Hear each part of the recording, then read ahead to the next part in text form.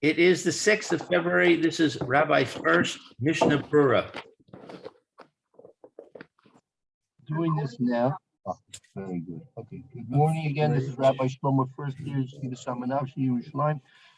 Care of Zoom. We are now in our second share in the morning, learning Hilchos Purim in the Mishnah Berura. That's in Chelik Vav of the 6 volumes of Prophet Chaim's masterpiece, the Mishnah Berura. We'll be going through Hilchos Purim now until we've covered most of what I want to cover. Before we'll then take a break from Hilchos Purim and look towards Hilchos Pesach, which is very, very massive in terms of the amount of halachas that need to be learned for Pesach. And then when we get closer to Purim itself, we'll go back and learn those things we're going to skip now, things which are more relevant to the actual week of Purim itself. So I think we'll start. We're not going to, the Hilchos Megillah, Hilchos Purim, in other words, begins in Taf Reish Pei Vav. That's there in your Mishnah Berura, beginning with Tainus Esther, but I think we'll leave the halachas of Tainus Esther for closer to the days before the actual fast. That'll be more relevant to us then. And we'll start with Taf Reish Pei Zayin, those who are obligated here, Kriyas HaMegillah, those who are obligated in the reading of Megillah. Mayor, would you like to begin the reading for us? Taf Reish Pei Zayin. Okay. Okay, so it says Chiyuv Kriyat Megillah, those who are obligated in with the reading of the Megillah. Right. Okay, Chayav Adam Likro et not et HaMegillah Balayla. Oh, okay, so it's incumbent, required on a person to read the Megillah at night. V'lachzor l'sho nota b'yom, and to return and to learn it during the day. Read it again. Yeah. Read it a second time. Again. Oh, okay. Read it again. V'shalayla zmana kol halayla. At night, it can be done at, I guess, any time at night. V'shel yom zmana kol hayom, and at daytime, any time during the day. Mechanetz hachama ad sof hayom. Oh, from just about sunrise until the end of the day. Right. Okay. Very good. The im kra'ah Mishallah Amud HaShachar Yatsa. And if one reads it at There's a nice show that you could find it. but Amud HaShachar is right before the sun hits the horizon. Right, it's daybreak. Daybreak. Well, I wouldn't say right. I wouldn't say right before it. I mean, it's usually about 72 minutes before sunrise. Oh, 72 minutes before sunrise. Right. Okay, so he's also fulfilled his obligation. He's Yatsa. Right. Meaning, in all halachas, the most. Let me put it. Most all halachas, daybreak, meaning the beginning of the new day, or obligations that have to be fulfilled during the day, are basically the day begins from Amud HaShachar, which is 72 minutes more or less before the sunrise. And some other mitzvahs, for example, let's take Talis and Finim, there's a extra buffer zone that they put in Zman Shiyakir. So therefore, a person shouldn't make a mistake and put on his Talis and Tefillin too early. So they delayed it another 15 or so minutes until the person actually gets closer to the actual rising of the sun, so it wouldn't make any mistakes. But for all intents and purposes, the day begins with Amud HaShachar, with his which is basically dawn, not sunrise. Sunrise is actual sun coming up over the horizon, and dawn is about, as I said, 72 minutes before that. A point to be mentioned here also is if you recognize the expression lik ros Megillah, meaning the mitzvah is that we should read the Megillah. So really, in theory, everyone individually is obligated to read the Megillah, meaning it's simply like Kriya Shema, right? Kriya Shema is not something which you're obligated to listen to. Kriya Shema is something which you physically have to enunciate with your own and pronunciate with your own lips and say with your own voice, right? So much so that they remember there's a Mishnah in Brachas as to whether a person's Yotze Kriya Shema if he doesn't hear it with his own ears, right? So here the similar expression Kriyas Megillah indicates, just in the simplicity of understanding of the words, that a person, each and every person, is really obligated to read his own Megillah, right?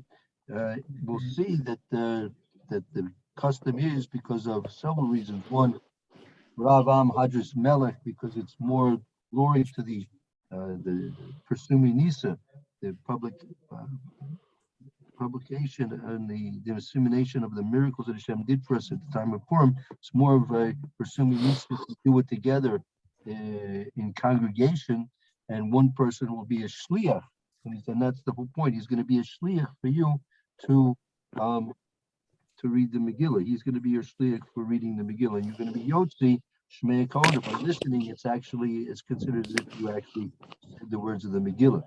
But then that you can't do with Kriya Shema, right? You can't have someone read the words of Kriya Shema and you be Yotzi with listening to them, right? So that's something to pay attention to. We'll discuss more of that as we go through the halachas here. Okay, very good. That's Sif Aleph. Let's see the Mishna Berura there on that Sif. Okay. Let's see. Mishna Berura, Sif Aleph. Likrot HaMegillah Balayla. Misha'at Seitach Chabim. Okay, so from when the stars appear, the Ayin L'Kaman B'Siman Tafrei Tzadi Bet Sif Dalet. Okay, so it will be discussed in Tafrei Tzadi Bet. Right. That's going to there's more discussing about that when we get to the beginning of more of the actual reading of the Megillah and interface with the fast, because that's something which is outside of Yerushalayim. Basically, there's a need to fast as we skipped over in Titus Esther that interfaces directly with the going into Ma'ariv at the end of the fast and then the reading of the Megillah. So we'll discuss more of that when we get to Tav Reish Tzadi base. Okay. Bet. L'achzor l'shnota bayom. And he returns and repeats it during the day, at daytime, I guess.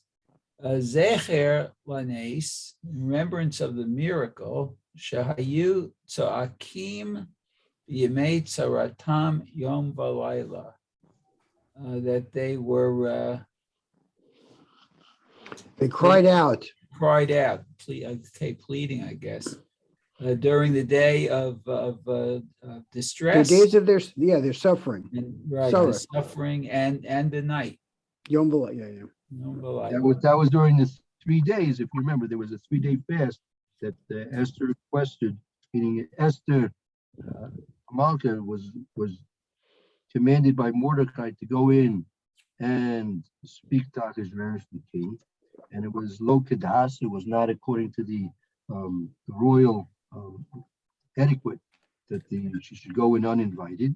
So she was placing herself in sakana, in danger of her life, and therefore she requested that all the Jews should fast 3 days and 3 nights in preparation for her going into the king uninvited.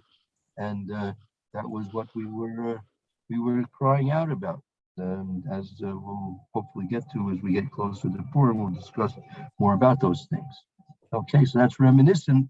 The fact that we read the Megillah once at night and we read the Megillah again in the morning is reminiscent of the fact that we're crying out both Yom V'Layla, day and night, to Kadosh Baruch Hu. Okay. Okay, Gimel. Kol halayla, all night.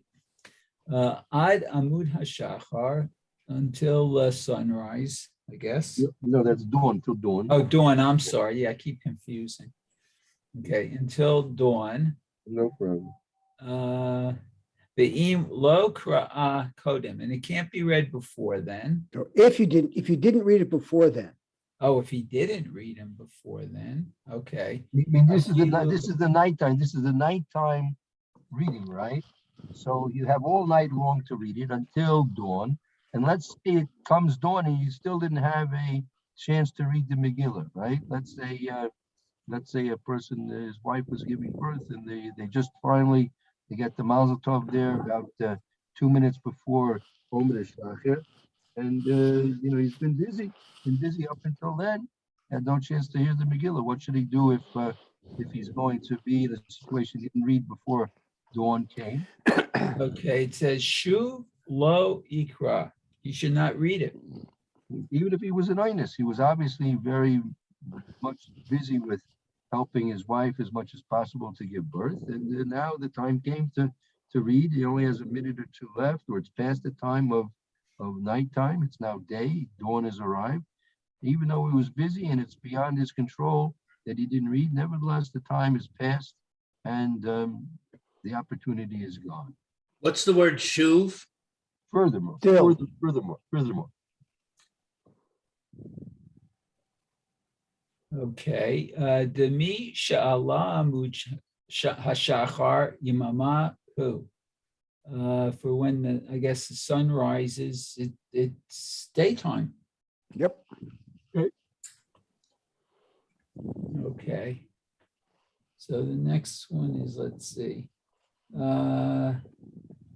Me hanetz hachama. Okay, so that's from sunrise, Netz hachama, Yes. I guess. Yeah. Okay. Lefisha ein hakol b'ki'in ba'amud hashachar v'zimnin Zimnanim. de'atei. Zimnon. Oh, yeah, okay, I have a different, I have nun yud nun. Okay, zimnan, okay. Means from its time, right? Meaning Yep. there'll be time, and there will be times. Oh, okay. Meaning since, why if in fact from dawn, 72 minutes before sunrise, is it permissible to read, right? Then why did we wait till Netz hachama? Ah.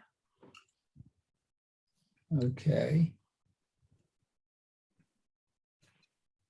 So let's see. So she'ena called bikin, that everyone isn't an expert in it. Right, not Yeah. everybody can reliably determine when dawn actually occurs. They didn't have watches and clocks the way we have today, right? So people would have to estimate the time of sunrise. They'd have to estimate the time of dawn, right?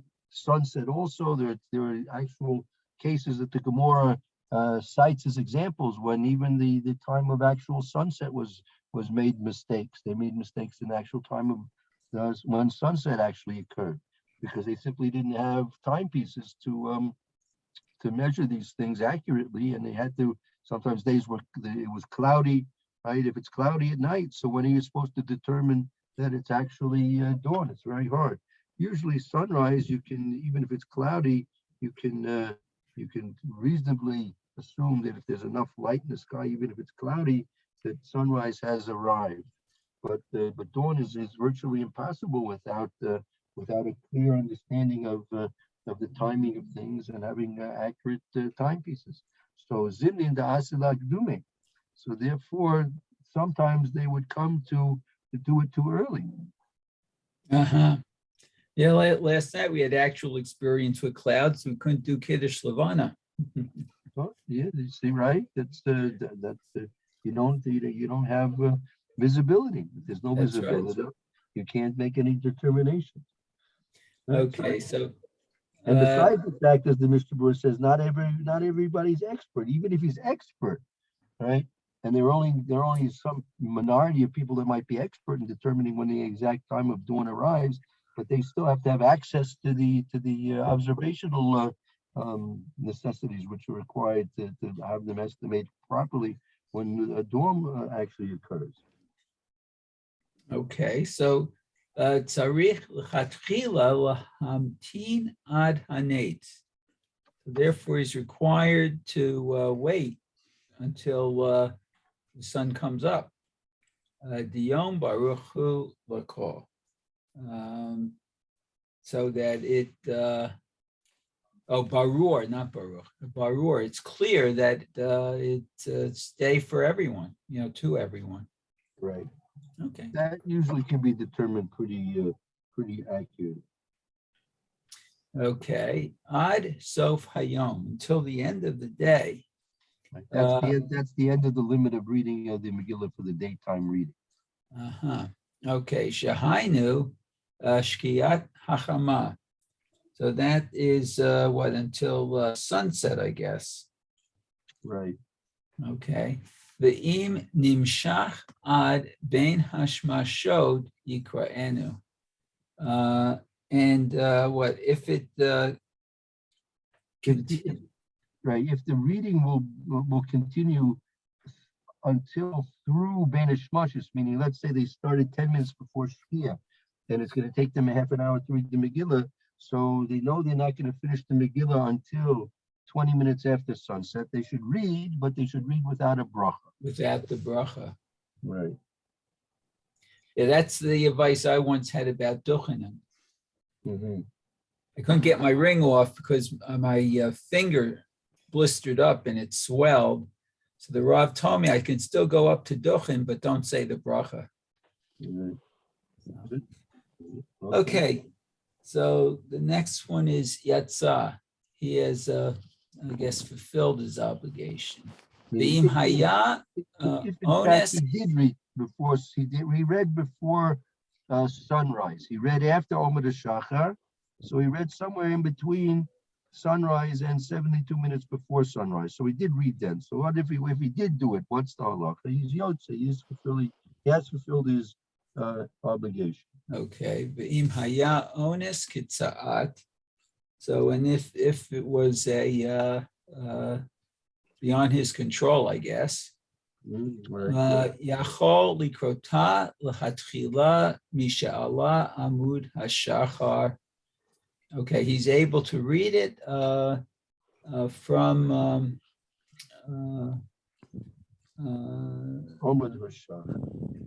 Amud HaShachar, when you first Dawn, right? That's Dawn. Right. Okay, that's the Achronim. Okay, that's good. Okay, so we go to Bet now? Yes, very good. Okay, so Bet. Let's see. Vatlin Talmud Torah Lishmoa Mikra Megillah.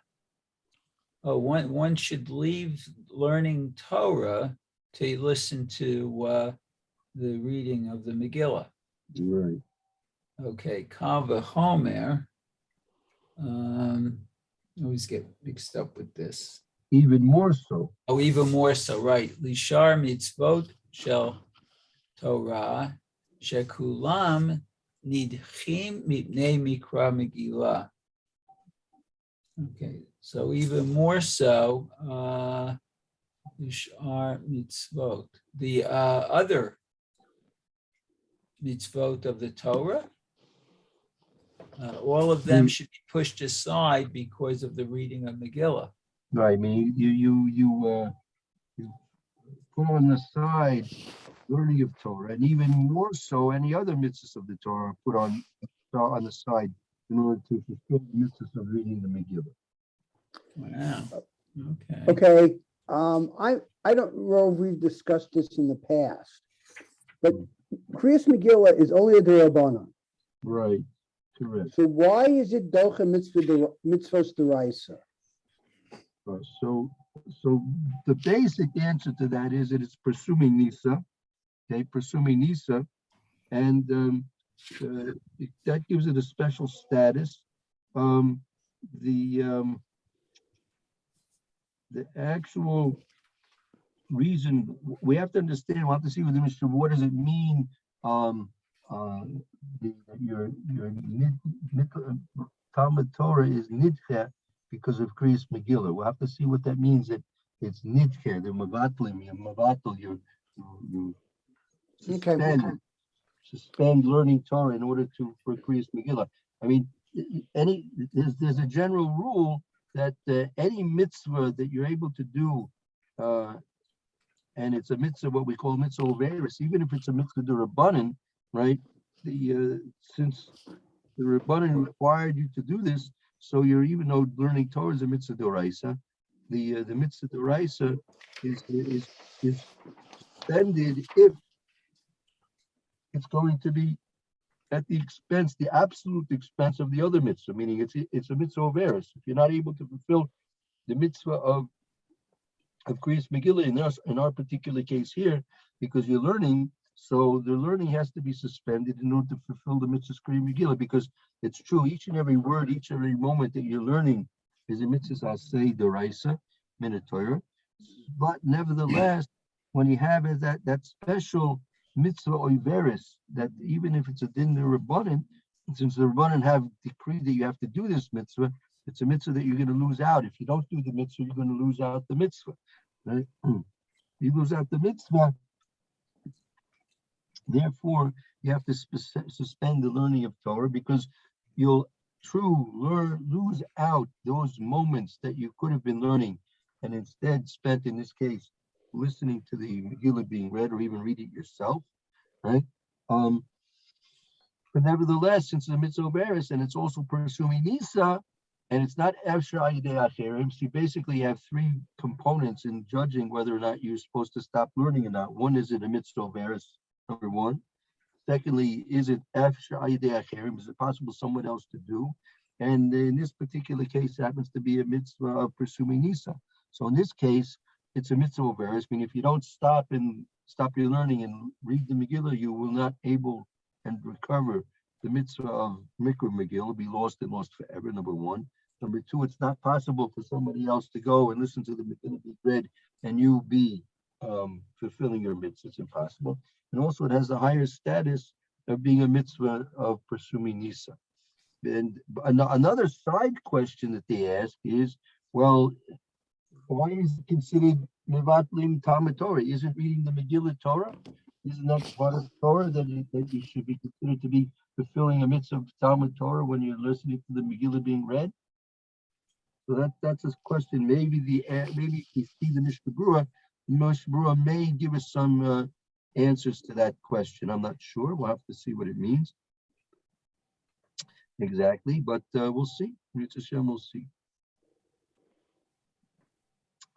Let's see. We're still in the middle of the Mechaber, correct? Yes, let's see. Okay, so then it says Megillah she'ein lecha davar nidche mikra Megillah mipnav chutz mimet mitzvah she'ein lo krovim. Okay, so everything should be pushed aside with to read the Megillah, with the exception of burying a person, I guess. Right. What's the word kovrin?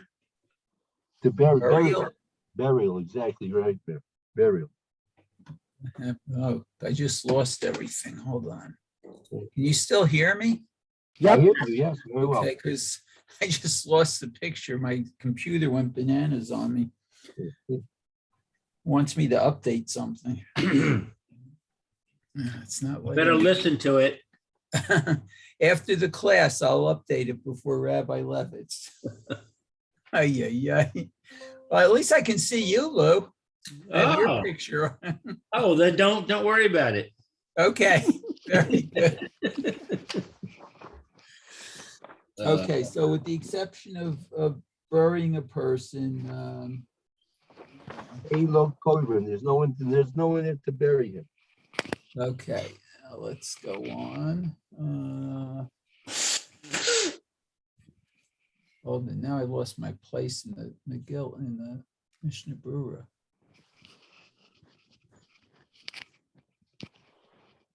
We were in bet, right? Yes. Yep. Oh, hold it. I was in the wrong section. Okay. Right. Okay, Krovim. Okay. Shehapogea bo kovro techila v'achar kore. So what one should pogea. That would encounter, I mean, he would encountered it, right? Oh, okay. Koivro Techila, meaning you have a Okay, so base. bury him first and afterwards read the Megillah. Right. Okay. So then the Haggah says, V'chozel lo mare ella b'de'ika shehu la'asot shetehen. That that if it's possible to do both of them, right? Uh-huh. It is time to accomplish both. Both the in this case, we might be talking about any particular mitzvah and the Kriyas Megillah. It is not mutually exclusive. Oh, okay.